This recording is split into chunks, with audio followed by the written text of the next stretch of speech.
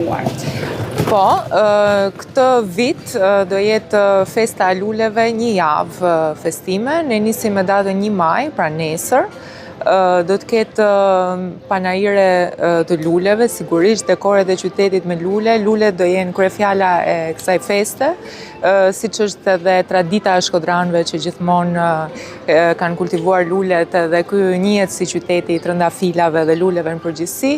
Do ketë organizime të ndryshme, punëtori për fëmijët, për mbjelljen e luleve, pak edukim mbi se si duhet kujdesemi për lulet edhe për bimët në përgjithësi.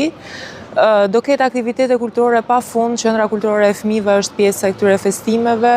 Do ketë koncerte çdo natë tek Pedonalja, duke filluar që nga data 1 me datën 2, me datën 3 festës luleve i bashkohet edhe Swing Marathon, që këtë vit do jetë një gjë shumë e veçantë sepse do jenë 2 festa bashkë.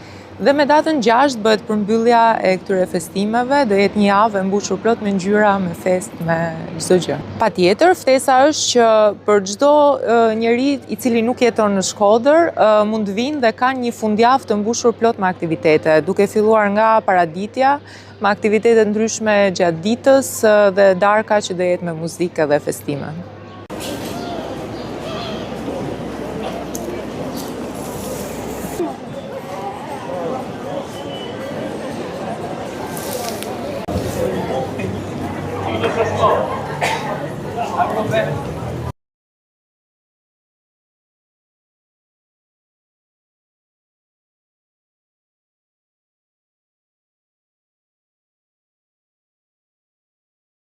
Dalle biciclette, il motore.